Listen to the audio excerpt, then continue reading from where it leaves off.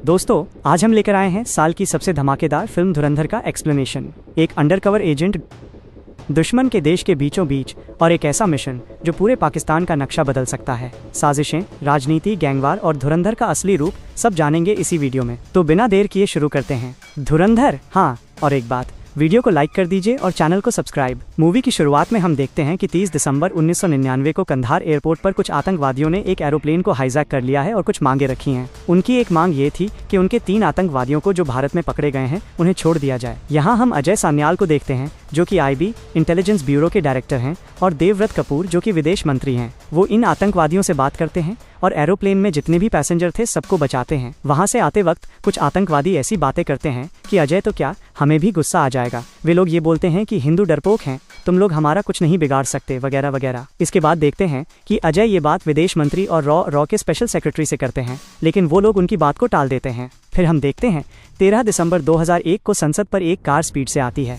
उसी कार में हम उस आतंकवादी को देखते हैं जो कि एरोप्लेन में था। आते ही वो हमला करना शुरू कर देता है। ये फिल्म आप जब भी देखेंगे इस सीन में ओरिजिनल फुटेज देख पाएंगे जो सच में हुआ था। इसके बाद जैसे ही वहाँ के पुलिस वाले गोली चलाते हैं, वो आतंकवादी बम से अपने आप को खत्म कर देता है। इसके बाद अजय वहाँ आते हैं और हम सुशांत बंसल को देखते हैं जो कि इंटेलिजेंस ब्यूरो के डिप्टी डायरेक्टर हैं। जो भी यहाँ हुआ उसका रिपोर्ट सुशांत अजय को देते हैं। अजय बोलते हैं कि मुझे पता था कि ऐसा ही कुछ होगा, लेकिन इतना जल्दी होगा नहीं पता था। इसके बाद देखते हैं कि विदेश मंत्री अजय से बोल रहे हैं कि उनका कुछ करना पड़ेगा, नहीं तो और भी हालत खराब कर देंगे। अजय इसी टॉपिक के लिए कुछ फाइल मिनिस्टर को 2 साल पहले दिया था, लेकिन मिनिस्टर कोई रुचि नहीं ले रहे थे। संसद में हमला होने के बाद उन्होंने सारी फाइल को पढ़ा और एक प्लान को ओके कर दिया। वो है ऑपरेशन धुरंधर। फिर हम देखते हैं कि हमजा अली पाकिस्तान पहुंच चुका है और वो एक ढाबे पर आकर पूछता है कि काम मिलेगा क्या, लेकिन वो दुकान वाला मना कर देता है। हमजा वहाँ से चला जाता है। फिर रात में वो दुकान वाला देखता है कि हमजा दुकान के बाहर खड़ा है। तभी कुछ बदमाश लोग आकर हमजा के साथ बदतमीजी करने लगते हैं। हमजा उन लोगों को मारने ही वाला था कि वो दुकान वाला इशारों में मना कर देता है कि इन लोगों से मत उलझो, और वो दुकान का दरवाज़ा बंद कर देता है। वो लोग हमजा को बहुत मारते हैं। तभी वहाँ पुलिस आ जाती है और वे लोग डर के भाग जाते हैं। फिर अगले दिन देखते हैं कि वो दुकान वाला उसके पास आता है और उसे कुछ खाने को देता है और उसे काम पर रख लेता है। वो भी समझ चुका था कि हमजा भी उनका ही लोग है, मतलब ये आदमी भी भारत के लिए काम करता है। 1 साल बीत जाने के बाद देखते हैं कि वो दुकान वाला हमजा को एक चाय की दुकान पर ले जाता है और कहता है कि इधर बलोच और पठान लोगों का पूरा कंट्रोल है, जिसमें से रहमान डकैत का सबसे बड़ा इलाका है, और छोटे छोटे एरिया में बलोच अपने गैंग बना के रखे हैं और पठान भी हैं। रहमान डकैत के गैंग में अली को घुसना आसान नहीं होगा, पर रहमान डकैत के बारे में ये सुना जाता है कि उसने अपनी माँ को ही मार डाला जब उसे उसके दूसरे बाप के बारे में पता चला। और बाबू डकैत के बारे में भी बोलता है कि वो पूरा साइको है, वो भी अपना गैंग बना के रखे हैं। फिर रात को देखते हैं कि रिजवान नाम का एक लड़का चाचा के दुकान पर आता है। वो हर्षद पप्पू बाबू डकैत के गैंग में काम करता है। वो कहता है कि कल बाबू डकैत के 3 लोग रहमान डकैत के लड़के को मारने वाले हैं। हमजा अगर उस लड़के को बचा लेता है तो हमजा रहमान के नज़र में आ जाएगा और उसके गैंग में घुसना आसान हो जाएगा, लेकिन ये काम आसान नहीं है, जान भी जा सकती है। लेकिन हमजा राजी हो जाता है। फिर हम देखते हैं कि शादी का माहौल है और वो दुकान वाला के साथ हमजा लोगों को जूस सर्व कर रहा है। तभी रहमान का बेटा आता है, लेकिन उसके साथ और एक छोटा बच्चा है। हमजा दुकान वाले से पूछता है ये बच्चा कौन है। दुकान वाला बोलता है कि ये रहमान का छोटा लड़का है। तभी बाबू डकैत के 3 लोग आते हैं और गोली मारना शुरू कर देते हैं। हमजा छोटे लड़के को तो बचा लेता है, लेकिन बड़ा लड़का मर जाता है। दुकान वाला हमजा को यहाँ से भागने को बोलता है, लेकिन मौका दोबारा नहीं आएगा। वो ऐसा एक्टिंग करता है कि वो लड़का अभी भी जिंदा है, अगर जल्दी हॉस्पिटल न ले गए तो मर जाएगा। फिर उसे हॉस्पिटल ले जाते हैं। रहमान डकैत वहाँ आता है। उसका छोटा लड़का दौड़कर उसके पास जाता है, गले मिलता है और बताता है कि हमजा ने जान बचाया है। रहमान अपने बड़े बेटे की डेड बॉडी को देखता है। फिर देखते हैं कि हमजा ने जो बहादुरी दिखाई है उसके लिए उसको 1 लाख रुपए मिल रहे हैं, लेकिन वो पैसा नहीं लेता है और ये बोलता है कि भाई आप हमारे लिए हीरो हो, आपने हमको पहचान दी है, बलोचों को पहचान दी है पूरे पाकिस्तान में और पूरी दुनिया में, मैंने बस मेरा कर्ज अदा किया है। इसके बाद पूरा विवरण देता है कि 3 लोग थे गन लेकर और ये बाबू डकैत के आदमी थे। फिर देखते हैं कि एक मंत्री भी आया है, उसका नाम जमील जमाली है। वो रहमान के भाई को बोलता है कि अभी इलेक्शन का टाइम है, इलेक्शन के बाद हम बाबू गैंग को पूरा खत्म कर देंगे, तू चिंता मत कर, तू रहमान के ऊपर नजर रख, उसको शांत रख। इसके बाद देखते हैं कि हमजा रहमान डकैत के गैंग में शामिल हो चुका है और हम उजैर को देखते हैं जो कि रहमान का रिश्तेदार है। हमजा को पूरा काम सिखाता है, कैसे नकली बंदूकें बनती हैं, देसी दारू कैसे बनती है और भी बहुत सारी अवैध चीजें। इलेक्शन की वजह से रहमान बदला नहीं ले पा रहा था। वो चाहता तो अभी जाकर उसे मार देता, लेकिन उसके भाई ने उसको शांत करके रखा था। वो अंदर से जल रहा था। फिर एक दिन देखते हैं कि रहमान अपने गैंग से सबसे पूछता है कि बदला लेना चाहिए या नहीं। सारे लोग बोलते हैं कि लेना चाहिए, लेकिन इलेक्शन के बाद फिर रहमान हमजा को पूछता है कि तू अगर मेरे जगह होता तो क्या करता। हमजा बोलता है कि मार देता, आप बदला नहीं ले रहे हैं, क्योंकि आगे इलेक्शन है। आप जो बदला नहीं ले रहे हो वहीं से आप हार गए हो। अगर आपने अपने बेटे का बदला नहीं लिया तो आप आवाम के लिए क्या करेंगे? आपकी पहचान इसी से तो है। ये सुनने के बाद रहमान बाबू डकैत के गैंग को खत्म करने का ऑर्डर दे। बाबू डकैत के गैंग के सारे लोगों को ढूंढ ढूंढ के मारने लगे और बाबू को भी रहमान खुद मारा। इसके बाद हम 2007 इलेक्शन देखते हैं जो कि जमील जीत गया है और भाषण दे रहा है। तभी रहमान वहां पहुंचता है। जैसे ही लोग रहमान को देखते हैं सब चीखने लगते हैं। रहमान स्टेज पर चढ़ जाता है और हाथ को ऊपर उठा लेता है। सारे लोग और जोर से चीखने लगते हैं। तभी हम देखते हैं कि हमजा की नजर एक लड़की से मिलती है। वह भी उसे ही देख रही होती है। ये और कोई नहीं, जमील की ही बेटी है। उसका नाम एलिना है। उसकी माँ उसे स्टेज पर जाने के लिए जबरदस्ती कर रही होती है। हमजा ये सब सुन रहा होता है। वो एलिना को बचाने के लिए उसकी माँ को बोलता है कि जमील साहब बुला रहे हैं। फिर यहाँ देखते हैं कि खनानी ब्रदर नाम से 2 भाई आए हैं। वो रहमान से मिलते हैं और इलेक्शन में आने को बोलते हैं। फिर वो दोनों जाने के बाद रहमान ये बात जमील को बोलता है। जमील डर रहा होता है कि ये अगर इलेक्शन में आएगा मैं कहाँ जाऊंगा। फिर रहमान उसे समझाता है कि अलग नाम अलग पहचान से पार्टी करूंगा, लेकिन तुम्हारी पार्टी का साथ नहीं छोड़ूंगा। इसके बाद जमील की पत्नी आती है और एलिना की बात बोलती है कि वो बदतमीजी कर रही है। जमील गुस्सा होकर जाता है और उसे डांटने लगता है और फोन की वजह से बिगड़ रही हो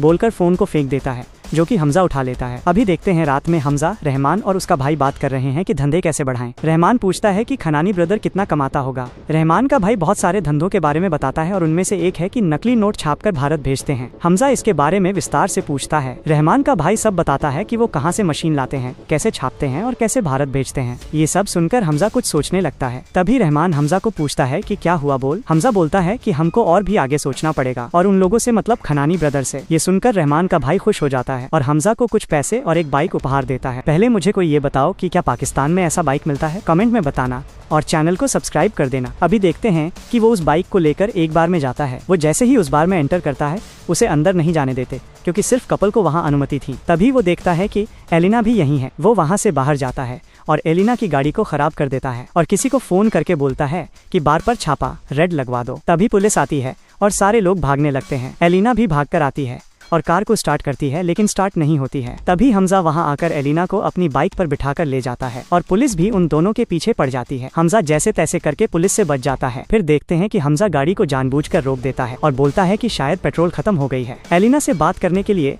वो ऐसा करता है। फिर दोनों चल चल के जाते हैं और बातें करते हैं। हमजा अपने बारे में बोलता है कि वो रहमान की गैंग में काम करता है तो एलिना थोड़ी उदास हो जाती है, लेकिन वो जब बोलता है कि वो अपनी गरीबी के कारण ये काम कर रहा है फिर एलिना को उसका फोन दे देता है तो एलिना मुस्कुराती है। शायद एलिना को भी प्यार हो गया था। फिर हम देखते हैं कि रहमान खनानी ब्रदर से मिलने आया है। हमजा भी साथ है। यहाँ पर वो नकली नोट के कारखाने को देखता है जो कि नोटों से भरे पड़े हैं। यहाँ पर हम ISI चीफ मेजर इकबाल को देखते हैं। उसी के साथ बहुत सारे मोस्ट वांटेड लोग भी हैं जो कि अंतर्राष्ट्रीय स्तर पर पूरी तरह से प्रतिबंधित हैं। यहाँ रहमान को एक डील करते हैं कि उन्हें असली वाला गन और गोला बारूद बनाकर देना होगा। बदले में रहमान को बहुत सारा पैसा मिलेगा। इकबाल बोलते हैं अगर तुम ये काम कर देते हो तो मैं ऊपर बात करूंगा तुम्हारे इलेक्शन के लिए। रहमान पूछता है कि सामान तो मिल जाएगा लेकिन ये सामान कहाँ यूज होगा। वो बोलते हैं कि 3 अक्टूबर को भारत में चाहिए, बहुत बड़ा काम है। डील होने के बाद रहमान चला जाता है। उसके बाद खनानी ब्रदर में से एक जिसका नाम जावेद है वो जमील को रहमान का खबर दे देता है। जमील को लगा कि रहमान अगर इलेक्शन में आ गया तो वो जमील को पूछेगा भी नहीं। इसके बाद देखते हैं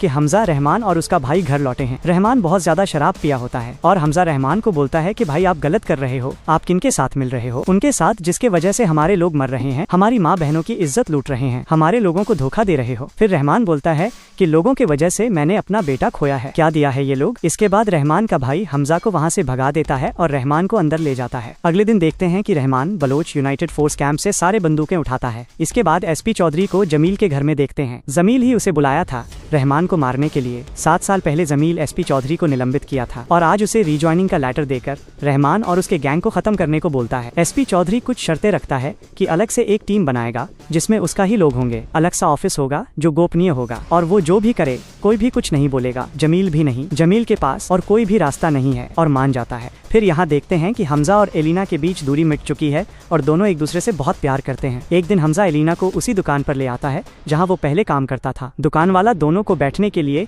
एक जगह पर पेपर बिछाता है। एलिना देखती है कि पेपर में SP चौधरी का फोटो है। एलिना हमजा को बताती है कि ये आदमी तो पापा से मिलने आता है। हमजा उस आदमी पर नजर रखने को बोलता है। फिर एक दिन देखते हैं कि रहमान के लोगों ने सारे बंदूकें इकबाल को देने के लिए निकले हैं और तभी रहमान के छोटे लड़के की तबीयत खराब हो जाती है। वो उसके भाई को सामान पहुँचाने को बोलकर हॉस्पिटल निकल जाता है, लेकिन रास्ते में SP चौधरी आ जाता है और रहमान को पकड़ लेता है। फिर यहाँ देखते हैं कि हमजा और रहमान का भाई सामान पहुंचाकर आ रहे थे। तभी रहमान का एक आदमी रहमान के भाई को कॉल करके बता देता है कि रहमान पकड़ा गया है एसपी चौधरी के हाथों। रहमान का भाई जमील को कॉल करके बता देता है और जमील बोलता है कि तू चिंता मत कर, मैं कुछ करता हूँ। हमजा को शक होता है कि कुछ तो गड़बड़ है और रहमान के भाई को बोलता है कि घर चलो। घर आते ही हमजा रहमान के नौकर को पीटने लगता है और पूछता है कि बच्चे के खाने में क्या मिलाया और रहमान को कहाँ ले गए। वो बोलता है कि जहर मिलाया है। तभी एलिना का कॉल आता है और हमजा को एक वीडियो भेजती है। वीडियो में ये था कि जमील, एसपी चौधरी और एक बंदा अरशद पप्पू था, वो लोग रहमान को मारने की बात कर रहे थे। हमजा वो वीडियो देखता है, एलिना को बोलता है कि तुम जल्दी से मेरे घर जाओ, अपना फोन स्विच ऑफ कर दो और सारे दरवाजे बंद कर दो। तभी रहमान का भाई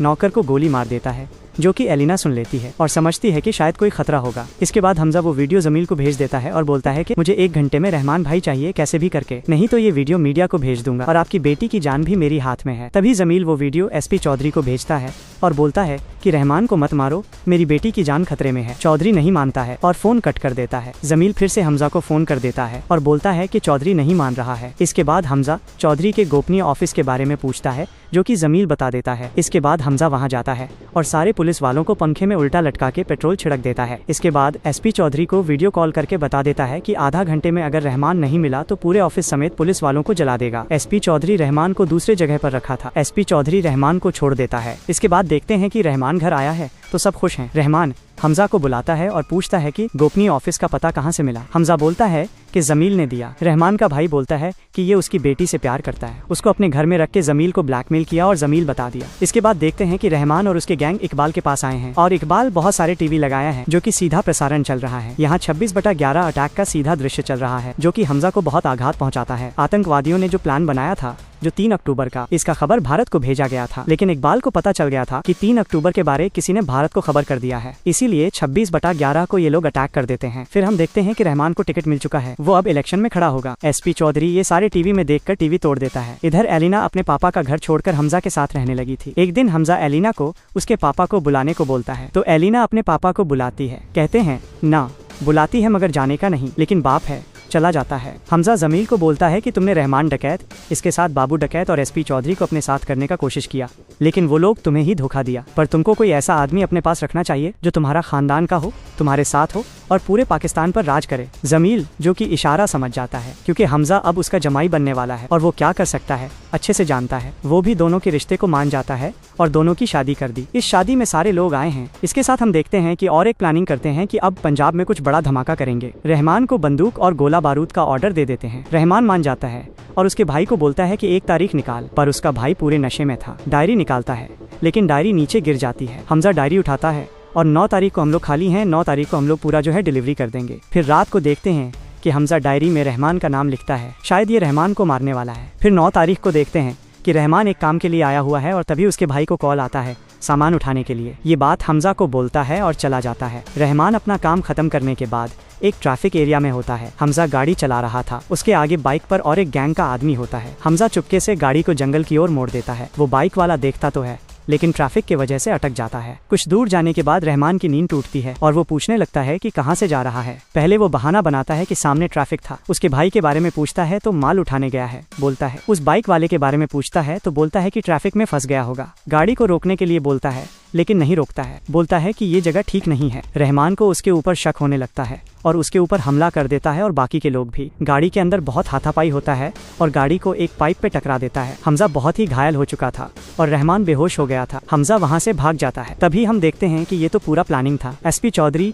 जमील और हमजा ने ये प्लानिंग किया था। तभी वो बाइक वाला वहाँ पहुँचता है और रहमान को उठाता है। रहमान उसे हमजा के पीछे भेज देता है। तभी एसपी चौधरी पूरे पुलिस फोर्स के साथ वहाँ आ जाता है और गोली मारना शुरू कर देता है। रहमान और उसके आदमी भी पलटवार कर रहे थे। रहमान उसके आदमी को संभाल लेने को बोलकर जंगल की ओर भागता है। एसपी चौधरी भी उसके पीछे जाता है। यहाँ देखते हैं कि वो बाइक वाला जो हमजा के पीछे भागा था, वो हमजा के पीछे भागते भागते गोली चला रहा है, लेकिन कुछ देर बाद गोली खत्म हो जाती है और दोनों में हाथापाई हो जाती है, लेकिन हमजा कैसे भी करके उसे मार देता है। इधर पुलिस वाले भी रहमान के आदमी को मार चुके हैं। यहाँ देखते हैं कि एसपी चौधरी और रहमान के बंदूक में भी गोली नहीं है। इन दोनों में भी हाथापाई शुरू हो गई है, लेकिन रहमान के आगे एसपी चौधरी कुछ नहीं कर पा रहा था। चौधरी को मारने ही वाला था कि हमजा वहाँ पहुँच जाता है और रहमान को मारने लगता है। एसपी चौधरी रहमान के गले में गोली मार देता है। मर तो नहीं जाता, लेकिन कुछ करने के हालत में नहीं था। इसके बाद देखते हैं कि हमजा रहमान को हॉस्पिटल ले जाता है और उसके भाई को कॉल करके बोलता है कि एसपी चौधरी ने हमें अटैक किया और रहमान को गोली लगी है। उसका भाई हॉस्पिटल आता है और हमजा को गले लगा लेता है। फिर हमको अतीत का कुछ सीन दिखाया जाता है कि भारत में एक जगह पर हम एक कैदी को देखते हैं। ये और कोई नहीं हमजा ही होता है। अजय का ही प्लान है ऑपरेशन धुरंधर, जो कि दुश्मनों के घर में घुसना और उसके साथ मिलकर उनके हर एक चीज को निष्क्रिय करना और हर एक बार अपने देश को बचाना। जिसको अपनी जिंदगी में कोई उम्मीद न हो, जिसको फांसी की सजा होने वाली हो, उन जैसे लोगों को काम में लिया जाता है। उसमें से ही एक है जसग्रीत सिंह, जिसको हमने हमजा के रूप में देखा है धुरंधर मूवी में। अभी इसका पार्ट 2 आने वाला है, इसके लिए आपको इंतजार करना पड़ेगा। आपको कैसा लगा धुरंधर मूवी का एक्सप्लेनेशन कमेंट करके बताना। वीडियो को लाइक और चैनल को सब्सक्राइब कर देना। मिलते हैं नेक्स्ट वीडियो पर।